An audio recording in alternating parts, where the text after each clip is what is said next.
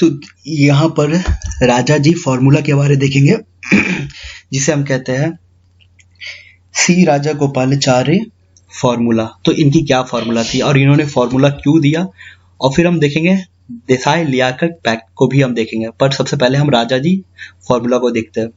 तो अगर इसकी बैकग्राउंड की बात करें ना, तो सेकेंड वर्ल्ड वॉर के टाइम में British government Indian national Congress और मुस्लिम लीग को ये कहती है कि आप आपस में अपना डेडलॉक को रिजॉल्व करिए, तभी जाकर के आपका जो डिमांड है कि इंडिया का डिमांड था कि एक कंट्री बनाना, एक सोवरेन कंट्री बनाना, ठीक ना, जिसकी खुद की कॉन्स्टिट्यूशन हो। पर यहाँ पर मुस्लिम लीग चाहते थे कि उन्हें एक सेपरेट टेरिटरी चाहिए, सेपरेट नेशन चाहिए फॉर पाकिस्तान, जिसका नाम रहेगा इसे बनाने के लिए। और कांग्रेस इस बात से वो एग्री नहीं थे कि एक अलग डोमिनियन बने पाकिस्तान इंडिया को ही डिवाइड करके। और ब्रिटिश गवर्नमेंट भी कह रही थी इस टाइम पे इंडियन नेशनल कांग्रेस और मुस्लिम लीग को कि आप अपना डेडलॉक को रिजॉल्व करिए। सो क्रिप्स मिशन ये फेलियर हो जाता है इसी रीजन के चलते, क्योंकि दोनों की डिमांड फुलफिल नहीं हो रही थी।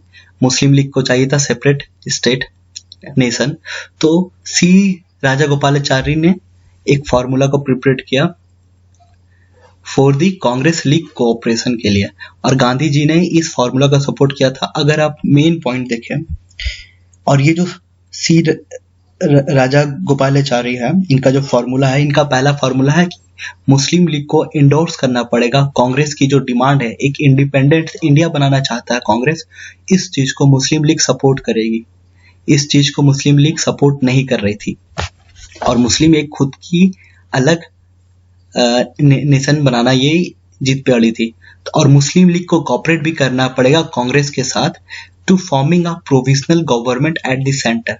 तो सेंटर में जो प्रोविजनल गवर्नमेंट बनाई जाएगी उस पर मुस्लिम लीग को कॉपरेट भी करना पड़ेगा। तो ये थी राजा जी की प्लान। अब देखो, जो सेकेंड वर्ल्ड वॉर के बाद जो एंटायर पॉपुलेशन है मुस्लिम मेजोरिटी इंडिया की, जो भी इंडिया में मुस्लिम मेजोरिटी की जो पॉपुलेशन है, जैसे कि area of north west India and the north east India, ये दो एरिया, नॉर्थ वेस्ट वाली पाकिस्तान वाला इलाका और नॉर्थ ईस्ट मतलब बंगाल की इधर बांग्लादेश वाला इलाका, यहाँ पर प्लेबिसाइड किया जाएगा। किस लिए प्लेबिसाइड किया जाएगा? To form a separate provinces और नॉट। अगर प्लेबिसाइड में अगर ज्यादातर लोग मुस्लिम कंट्री को बनाने में ज्यादा वोट करते हैं प्लेबिसाइड में, तो जाकर के हम एक अलग नेशन बनाएंगे, और फर्दर नहीं तो नहीं बनेगा। तो however this would be accepted only if England transfer full power to India।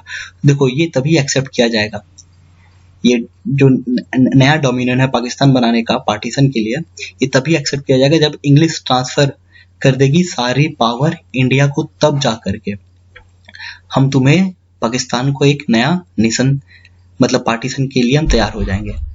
और जो सब्जेक्ट लाइक है defence, commerce and communication will be controlled by joint center।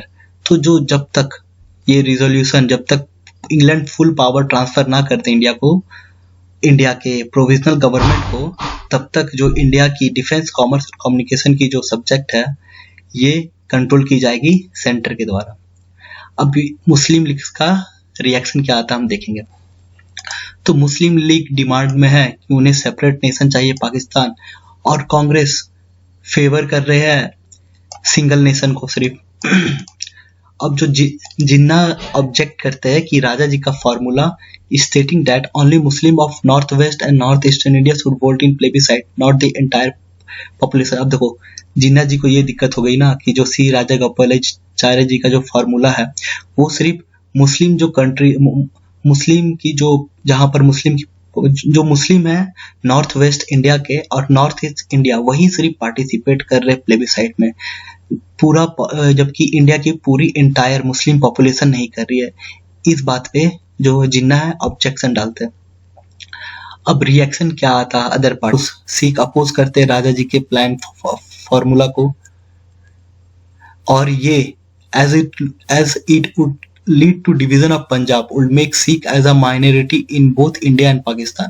तो देखो, राजा जी के फार्मूले से अगर जब पंजाब का डिवीजन होगा ना, तो सिख पाकिस्तान में भी माइनॉरिटी में रहेंगे और इंडिया में भी माइनॉरिटी में रहेंगे। तो इसलिए सिख अपोज कर रहे थे।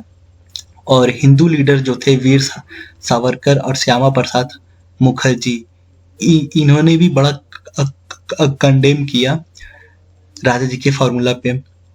और इसके बाद क्या होता है, aftermath Raja ji formula to dissolve the deadlock between Congress and Muslim League.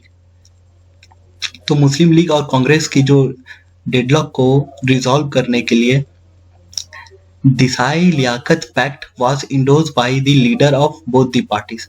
तो दोनों पार्टीज, हिंदू पार्टीज कांग्रेस और मुस्लिम लीग पार्टी, ये दोनों पार्टी ने दिसाई लियाकत पैक्ट को इंडोर्स किया, ठीक ना। अब दिसाई लियाकत पैक्ट में क्या था, तो यहाँ पर ये बात थी ना, equal number of person nominated by Congress and Muslim league in central legislative assembly.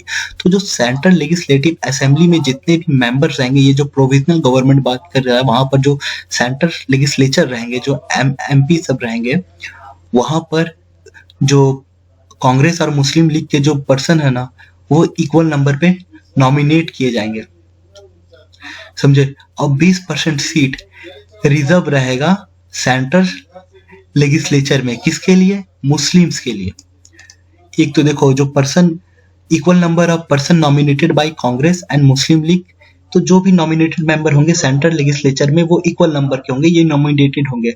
और सेंट्रल लेजिस्लेचर में ही जो 20% सीट रिजर्व किया जाएगा मुस्लिम्स के लिए।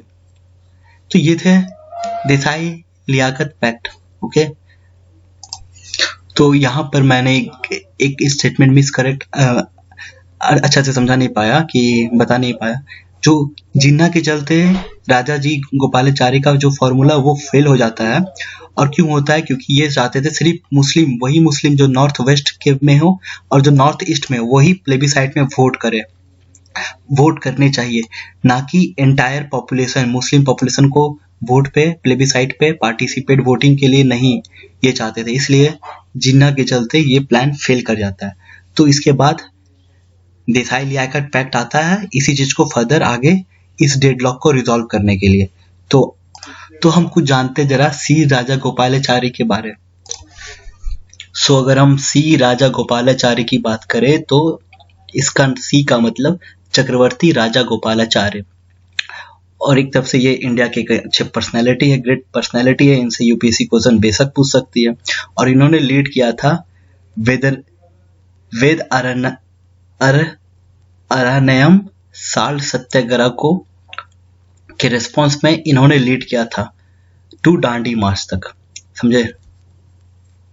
तो और एडवोकेट किया था कोऑपरेशन विद ब्रिटिश इन, हाँ ये जो हमने पढ़ा फॉर्मूला जो इन्होंने दिया था, ये ब्रिटिश, ये advocate cooperation with British in second world war and oppose किया था इन्होंने क्विट इंडिया मूवमेंट को।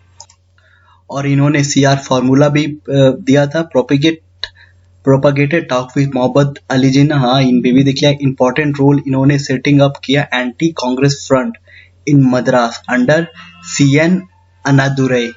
तो सीएन अन्नादुरई के अंडर इन्होंने कांग्रेस, एंटी कांग्रेस को सेटअप किया था। और इनका एक इम्पॉर्टेंट कंट्रीब्यूशन है इंग्लिश लिटरेचर में, Indian English literature. He was described by Gandhi as keeper of my conscience। तो गांधी जी के द्वारा इन्हें डिस्क्राइब किया गया है कीपर ऑफ माई कंसाइंस। और इन्होंने एडवोकेट किया है प्रो इंडस्ट्री पॉलिसी, और इंडिया प्रो इंडस्ट्री के सपोर्ट में थे। And coined the term licence permit system, और इन्होंने लाइसेंस परमिट सिस्टम की जो वर्ड है, ये टर्म है, इन्हें कॉइन किया था। और इन्होंने क्रिटिसाइज किया है मिक्स्ड इंडियन इकोनॉमी को। और इन्होंने गांधी की जो न्यूज़पेपर थी यंग इंडिया, उन्हें ये एडिट भी करते थे। और इनका निकनेम है मैंगो ऑफ कृष्णागिरी। तो ये हमने देख लिया चक्रवर्ती राजा गोपालाचारी के बारे, क्योंकि इन्होंने क्या क्या किया, इसलिए ये इंपॉर्टेंट पर्सनैलिटी कहलाता है। और हमने देखा कि इन्होंने फॉर्मूला दिया था, तो ये फॉर्मूला जब इन्होंने दिया था सी राजा गोपालाचार्य फॉर्मूला, तो सोचो ये कैसे इंपॉर्टेंट लीडर होंगे अगर ये किसी चीज का फॉर्मूला दे रहे हैं और सब उसे डिस्कस कर रहे हैं, तो ये काफी ग्रेट पर्सनैलिटी के होंगे उस time. So thank you and have a nice day and subscribe my channel diplomats from home. So यहाँ से घर से हम कैसे पढ़ सकते हैं, कैसे अच्छे से तैयारी कर सकते हैं ना, कि हम किसी भी दिल्ली वाले लड़के को टक्कर दे सके, पर टक्कर नहीं देना यार, दूसरे से कंपटीशन नहीं है, खुद से है। आपको पता रहना चाहिए कि आपने क्या पढ़ा, क्या याद है, क्या क्या वीकनेस है। तो दिल्ली में जो फैसिलिटीज प्रोवाइड है ये आप घर से ही आप ले सकते हैं खुद से, और बस एक स्ट्रैटेजी, एक राइट डायरेक्शन चाहिए आपको। सो थैंक यू, आपको नहीं मुझे भी। सो सब्सक्राइब कर लीजिएगा डिप्लोमेट्स फ्रॉम होम, और चैनल को पसंद आता है तो ही लाइक करिए, सब्सक्राइब करिए, ये जानने के लिए कि मेरी जो एफर्ट है क्या वो बेकार जा रही है। बेकार तो नहीं जाएगी, मेरे लिए काम आ जाएगी। सो थैंक यू।